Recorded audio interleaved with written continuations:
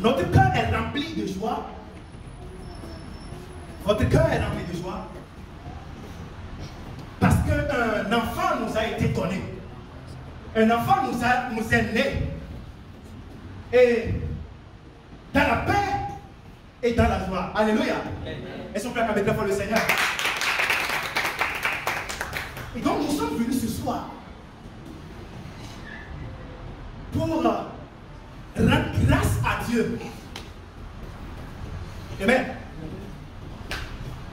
Vous êtes venus ce soir pour remercier Dieu pour ce qu'il a fait pour le couple noble, le couple béni à la vie que je demande de vacholer très fort. Vous êtes venus ce soir pour dédier ensemble avec nous ce joli bébé qui est né. Vous êtes venus ce soir pour présenter, pour introduire, dédier à notre Seigneur cet enfant qui nous a été donné dans la paix et dans la joie. Ce produit, ce fruit de la relation entre le couple béni, Serge et Isabelle ou Tech à la vie, si je prononce très bien le nom. Elles sont prêtes à la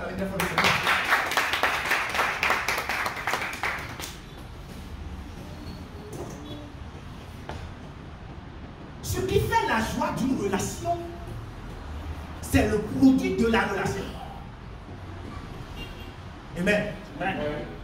Ce qui fait la joie d'une relation, c'est le fruit de la relation. Amen. Ce qui fait la fierté d'une relation, c'est le produit de la relation. Amen. Ce qui fait l'allégresse d'une relation, c'est ce qui sort, le fruit, le produit de la relation. Et donc ce qui fait notre joie aujourd'hui, c'est le produit de la relation de cette belle famille à la vie. N'est-ce pas? Donc ce qui fait notre joie, c'est le résultat de leur alliance. Et ainsi, le ciel est en joie.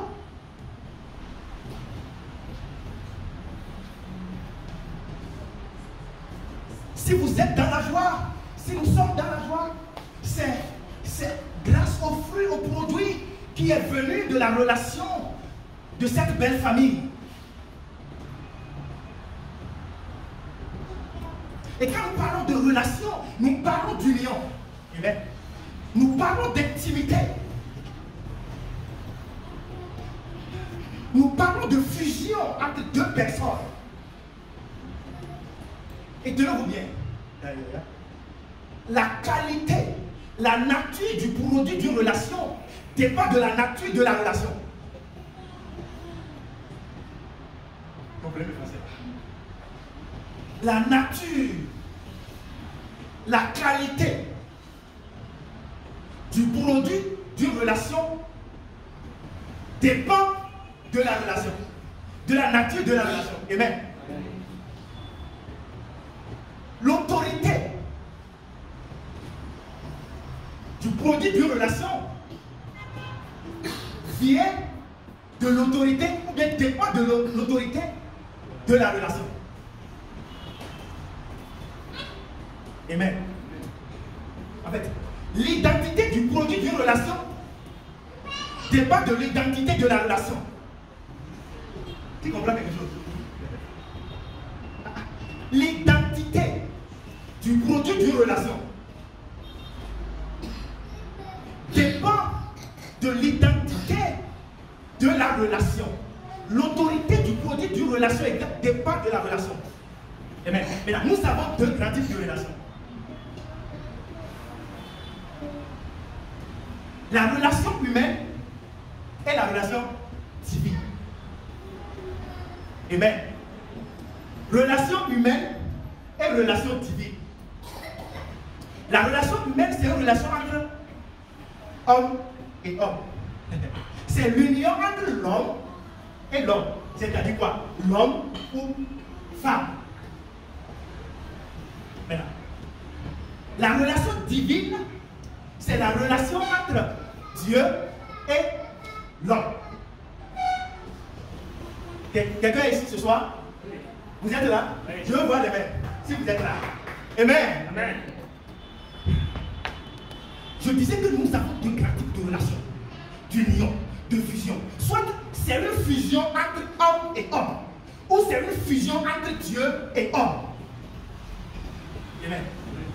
Et maintenant, le produit qui sort dépend de la relation. On va lire Jean 3, verset 6. Ça, c'est Jésus qui parle. Il dit, ceux qui sont nés... Oh, vous avez la version musulmane. C'est ça, hein? D'accord. Ce qui est né de la chair est chair. Et ce qui est né de l'esprit est esprit. Ce qui est né de la chair est chair.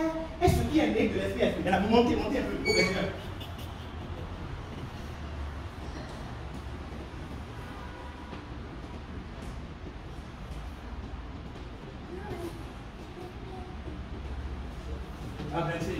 Mais il y eut un homme dans les pharisiens nommé Nicodème, un chef des Juifs. Un homme. Et on met Nicodème, oui. Qui vint, lui, auprès de Jésus. Il est venu auprès de qui? De Jésus. De lui, et lui dit, Rabbi, nous savons que tu es un docteur venu de Dieu. Car personne ne peut faire ces miracles que tu fais si Dieu n'est avec lui. Allez-y. Jésus lui répondit, en vérité, je te le dis, si un homme ne naît de nouveau, il ne peut voir le royaume de Dieu. Alléluia. Il parle à qui? Jésus. Et Jésus parle à Nicodème. Nicodème, c'est un homme déjà vieux. Et Jésus lui dit, en vérité, je te le dis, si un homme naît de nouveau, il ne peut voir le royaume de Dieu. S'il vous plaît. Comment un homme peut-il naître quand il est déjà vieux? Alléluia. Peut-il rentrer dans le sein de sa mère et naître? S'il vous plaît. Jésus lui répondit, en vérité, je te le dis, si un homme naît d'eau et d'esprit, oui, s'il vous plaît. Ce qui est né de la chair est chair, et ce qui est né de l'esprit est esprit. Alléluia.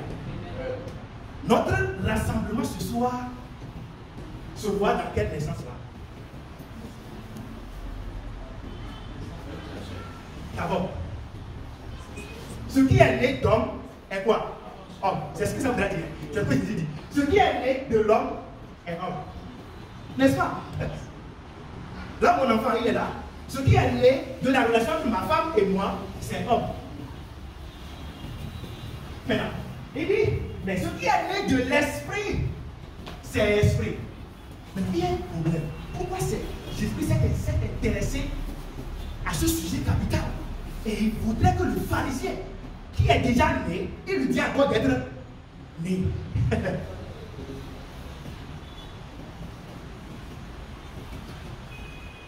Nous étions tous pécheurs, n'est-ce pas?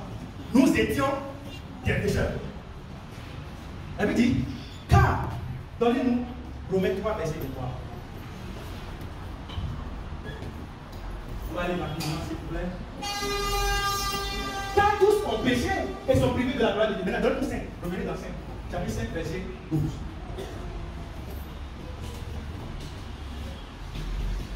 C'est pourquoi, comme par un seul homme, le péché est entré dans le monde.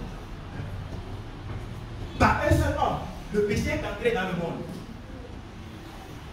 Et par le péché, la mort, et qu'ainsi la mort s'est étendue sur tous les hommes.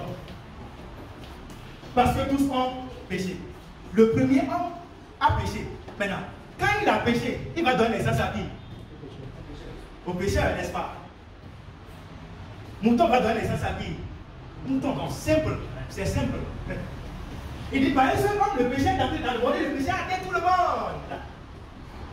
C'est pourquoi Jésus disait à Nicodème, ce qui est né, il faudrait qu'il quitte l'état initial, l'état pécheresse pour l'état autre état. Amen. Ah, je suis là compris. Amen. Amen. Ce qui tient le cœur de Dieu, c'est la naissance de nouveau. Il dit ce qui est né de la chair est chair, mais ce qui est né de l'esprit est esprit. Pourquoi? Parce que la chair avait un problème. L'homme avait un problème. Nous avions un problème. Et le problème, c'est que nous étions tous éloignés de Dieu par le péché. Maintenant, s'il vous plaît.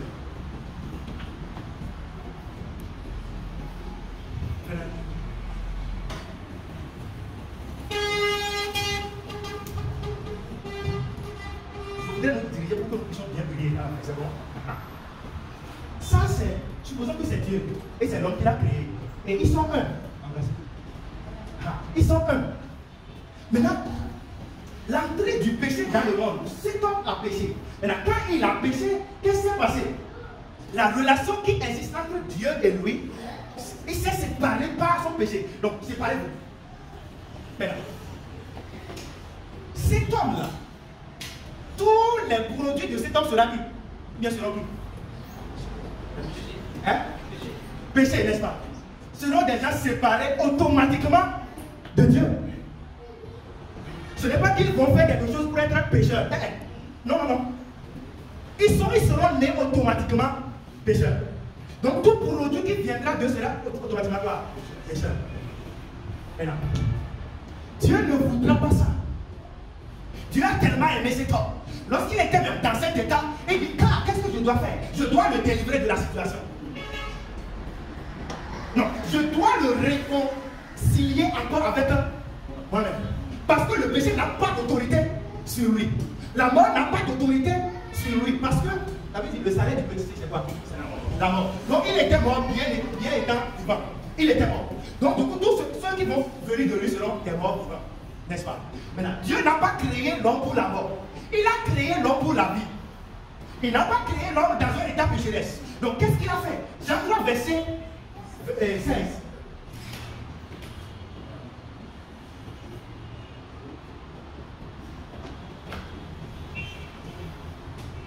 Car Dieu a tant aimé le monde. Celui-ci a tellement aimé celui-ci. Lorsqu'il a même péché. Dieu a tellement aimé le pécheur. Et qu'est-ce qu'il a fait? Il a donné son Fils unique, Jésus-Christ. Autrement dit, lui-même, il est venu à la personne de Jésus-Christ. Qu'est-ce qu'il est venu faire? Il est venu pour réconcilier celui-ci qui était perdu, qui était mort, qui était pécheur avec Et comment il a payé ça? Celui-ci, le salaire du péché, le prix à payer pour le péché, c'était quoi? La mort. Donc cela veut dire que si celui-ci vient à son secours et veut payer le prix de ses péchés, il doit faire quoi? Il doit se donner à la mort. Il doit mourir. Et comme ça, celui-ci retrouvera quoi? La vie. Amen. Et donc, il s'est donné à la place, il s'est substitué à la place du pécheur, à la place de la mort. Maintenant, et il a subi toutes les conséquences. Jésus-Christ a subi toutes les conséquences qui étaient réservées à celui-ci. Et donc, nous sommes tous générations provenant de cet homme-là. Donc, ce que Christ a fait, ce qu'il a fait pour celui-ci, même dans cet état, celui-ci ne peut pas se sauver lui-même. Non, non, non. Un mort peut sauver lui-même. Il faut un vivant pour sauver un mort. Vous voyez quelqu'un tomber par terre en train de mourir. Il a besoin de quelqu'un qui est en forme pour le sauver. Pour venir à son secours. Donc de la même manière, nous étions des urgences. Comment on dit ça? Des cas d'urgence. Amen. Nous étions tous des cas d'urgence. Ambulants. Nous étions tous morts par nos péchés. Nous étions tous écrasés. Mais Dieu, dans son amour, a dit non, non, non, non, non. Je ne l'ai pas créé pour ça. Pour qu'il soit un cas d'ambulant. Comme on transporte ceux qui. C'était ça, c'était notre bouchon. C'était notre cas. Ah non, parce que celui-ci aime tellement celui-ci. Et son amour est inconditionnel. Normalement, il lui avait dit de ne pas faire. Il lui avait dit ça, de ne pas faire. Et il a désobéi. Même malgré ça, si c'était quelqu'un, j'allais dire c'est fini. Celui-ci allait dire quoi? C'est fini. Tu ne peux plus revenir au secours à ton secours parce que j'ai donné l'ordre et tu as désobéi. Même malgré, parce que son amour est inconditionnel. Mais son amour, l'amour de Dieu pour chacun de nous est inconditionnel. Ce n'est pas basé sur des conditions. Ce n'est pas basé parce que vous êtes mort, ou du sud. Non, vous êtes de l'est ou de l'ouest. Ou bien vous priez beaucoup, donc il vous aime beaucoup. Là, vous ne priez pas beaucoup, donc il ne vous aime pas. Et tantôt, quand vous faites très bien, il vous aime. Quand vous le faites, vous allez très bien, il ne vous aime pas. Non, il nous aime tel que. Dis avec moi, il m'aime tel que je suis. Il m'aime tel que je suis. Quand il est dans la situation, il m'aime. C'est basé sur son amour inconditionnel qu'il est venu au secours de celui-ci. Sinon, si son amour n'était pas inconditionnel, il n'allait pas venir au secours de celui-ci. Et donc, il est venu au secours de celui-ci à cause de son amour inconditionnel pour lui. Et le prix à payer, c'était la mort. Et il est mort pour lui. Alléluia. Et il est mort, autrement dit, il est mort pour nous. Qui devrait mourir? Qui était mort? C'était nous. Maintenant, lui, sa mort pour celui-ci égale à la vie de celui-ci. Amen. Il est mort. Il a été enseveli. Mais le troisième jour, quelque chose s'est passé. Il est ressuscité. Amen. Il est ressuscité. Dis avec moi, Jésus-Christ est ressuscité. Après avoir fait quoi? Après avoir payé le prix du péché qu'a commis cet homme-là. Et donc nous étions tous coupables. Il a payé le prix. Jésus-Christ a payé le prix de nos péchés. Jésus-Christ a payé le prix de vos péchés. En mourant à votre place, en mourant à notre place, en ayant été enseveli. Mais le troisième jour, quelque chose s'est passé. Il est ressuscité, donnant maintenant, produisant une nouvelle génération. Et la Bible dit, quiconque croit en lui, merci beaucoup, vous êtes venu. Quiconque croit en lui ne fait plus quoi? Ne périsse point, mais qu'il ait quoi? La vie éternelle. Quiconque croit en lui, cela voudra dire quoi? Cela voudra dire quiconque se fusionne. Nous parlons de relation. Quiconque se fusionne à lui, quiconque s'unit à lui, ne devient plus homme. Il quitte l'état d'homme à l'état spirituel. Amen. Quiconque croit en quiconque s'allie à lui, quiconque croit que lorsqu'il était pécheur, lorsqu'il était mort par ses péchés, lorsqu'il était écrasé, sa propre prière ne pouvait pas le sauver. Ses propres efforts personnels ne pouvaient pas le sauver, mais la seule personne qui l'a sauvé, c'est qui? Donc quiconque accepte ça, quiconque peut aller avec certitude que c'est ainsi, la personne devient quoi? Et quoi? La vie. Cela voudrait dire quoi? Le produit de la relation entre la relation divine, c'est-à-dire le produit de la relation entre Dieu et homme égale à quoi? Vie. C'est pourquoi nous disons que la relation, la nature du produit de la relation dépend de la relation. Donc du coup, la nature de la fusion entre Dieu et l'homme, le produit, la nature du produit de la relation entre Dieu et l'homme égale à quoi? Vie éternelle. Donnez-moi un Corinthiens chapitre 5 verset 17 et nous allons terminer. Mais celui qui s'attache au Seigneur est avec lui quoi? Un seul. Que veut dire s'attacher? Merci beaucoup. S'unir, se fusionner. Maintenant, celui qui se fusionne avec Christ est avec lui pas homme, mais quoi? Esprit. Or, la Bible dit Dieu est esprit. Donc, cela voudra dire quoi? Celui qui se fusionne avec Christ obtient quoi? La vie que Dieu a. Et la vie de Dieu est comment? Immortelle. Est-ce que Dieu est immortel? Dieu est immortel. Donc, du coup, tout produit viendra de sa relation. Cela comment? Immortel. Dis avec moi, je suis immortel. Je suis immortel. Parce que je suis connecté à Christ. Je suis le produit venant de Christ. Alléluia. Regardez, avant de donner un enfant, il faut un travail. Les femmes sont bien positionnées pour nous expliquer comment la douleur, ce qu'elle a dû. Avant qu'un produit ne sorte, imaginez un peu l'opération. Des fois, vous serez en train de dormir, elle va se lever, elle va dire, je veux,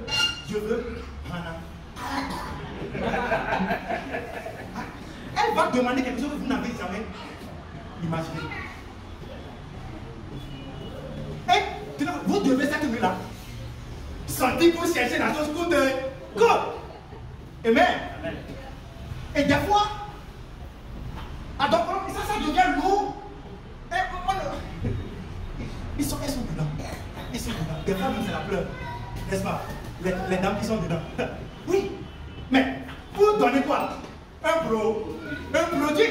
Donc, le protocole, la condition doit être jusqu'à césarienne. Pour vous faire voir un peu qu'avant qu'un produit ne sorte d'une relation, c'est douleur. Maintenant, de la même manière, avant que nous ne sortions de Dieu, ça a coûté à Christ. En fait, ça a coûté à Christ. Il a subi les conséquences. En fait, avant que nous ne soyons produits venant de ce que Christ a fait, la relation divine, ça a coûté à Christ. Ça a coûté à lui. C'est pourquoi quiconque croit n'a plus besoin. Parce qu'on ne pourra pas supporter ce qu'il a enduré. Non, on ne pourra pas. Donc, nous sommes produits venant de l'œuvre accomplie de qui? Alléluia. Et donc, quiconque s'attache au Seigneur, dit je suis attaché au Seigneur Jésus-Christ. Dis encore, je suis attaché au Seigneur Jésus-Christ. Je suis né de Dieu. Je suis né du Saint-Esprit. J'ai la vie éternelle en moi. J'ai la vie immortelle en moi. J'ai le genre de vie que Dieu a en moi. Oui, c'est le type de vie que vous avez. Vous qui croyez, vous qui êtes persuadés que Christ a payé le prix de vos péchés. Amen. Amen. Si vous voyez le bébé tout à l'heure, nous allons prier pour lui. Si vous le voyez, vous prenez son sang. Vous allez voir que dans son sang, vous allez trouver quoi? ADN de son. L'ADN de ses parents. Maintenant, cet ADN atteste quoi? Atteste que cet enfant est né de ce couple. Eh bien, l'enfant peut aller dire que vous n'êtes pas fiers des parents. Papa, maman va dire non, vous n'êtes pas notre enfant, tu n'es pas notre enfant. Et l'enfant va dire, hein? C'est ça? Allons faire test d'ADN pour voir. Et il faut dire son papa, ah, c'est le produit de cette relation. Donc, cela fait quoi? L'ADN est la garantie. L'ADN d'une relation est la garantie de l'appartenance. Donc, cela veut dire quoi? Notre ADN en Christ, c'est quoi? Il a envoyé le mot. Ce qui fait l'authenticité d'une relation, c'est l'ADN de la relation. Ce qui justifie, ce qui authentifie une relation, c'est l'ADN du produit de la relation. Donc l'ADN de Dieu en nous, c'est le Saint. Donc cela voudra dire quoi? Quand Dieu vous voit, il me dit, là ma part. Alléluia. Et donc, soyez-en rassurés. La Bible dit, et voici ce témoignage, c'est que Dieu nous a donné la vie éternelle. Donnez-nous ce verset-là. Et voici ce témoignage, c'est que Dieu nous a donné quelle vie? Vie temporaire. Quel genre de vie? Qui ne finit jamais. Qui ne finit jamais. Ce corps-là, c'est fatigué, ça va sur là. Ce n'est pas la vie éternelle, ce n'est pas ce corps-là. C'est une vie spirituelle continue. Donc, voici ce que ce n'est pas qui va nous donner. Il a déjà donné. Voici ce que Dieu nous a donné la vie éternelle. Et que cette vie est où? En haut. Cette vie est où? Dans son Fils. Dans son Fils. La vie éternelle est où? En Jésus-Christ. En Jésus-Christ. Amen. Amen. Dis là. Celui qui a le Fils a la vie. Pourquoi celui qui a le Fils a la vie? Parce que la vie se trouve dans le Fils. Dis avec moi, j'ai le Fils. Parce que je crois qu'il est mort pour mes péchés. Il a été enseveli. Mais le troisième jour, il est ressuscité. Donc la vie éternelle est en lui. Donc celui qui l'a a déjà, vous n'allez pas faire des choses pour avoir. Mais la seule condition est celui qui a. La question, avez-vous? Donc si vous avez, c'est fini. Ce n'est pas la prière. Ce n'est pas aller à l'église. Aller à l'église c'est bon. Hein. Prier c'est bon. Mais ce n'est pas la prière qui donne la vie éternelle. Ce n'est pas aller à l'église qui donne la vie éternelle. Ce n'est pas parce que je suis de telle église, je suis de telle religion. Non, non, non. La condition c'est d'avoir qui? Christ. Parce que Christ est quoi? La vie. Il a dit je suis le chemin, la vérité et la vie. Amen. Super. Je vous ai écrit ces choses afin que vous sachiez que vous avez la vie éternelle. Vous qui priez beaucoup, c'est ça? Hein? Vous qui priez beaucoup, c'est ça? Okay. Vous qui allez à l'église? Non. On n'a pas dit de ne pas aller à l'église. Non. Okay. Vous qui jeûnez beaucoup? On n'a pas dit de ne pas jeûner. Mais vous qui croyez au nom du Fils de Dieu, dites je crois. Je crois. C'est la seule condition, croire. Pourquoi nous allons déclarer sur lui? Nous allons déclarer sur lui. En fait, ce que j'ai vu, c'est que dans son très bas âge, très jeune âge, elle sera possédée par Christ. Cet enfant sera possédé par Christ. Il va faire extraordinaire. Il va faire des choses extraordinaires. C'est ce que j'ai eu pour célébrer la communauté. Amen. Très tôt. Quelqu'un dit très tôt. Très tôt de son âge. Elle va rencontrer Christ. Amen. Levons-nous sur nos pieds. Déclare avec moi. Je crois au Fils. Je crois en Jésus-Christ. Je crois qu'il est mort pour mes péchés.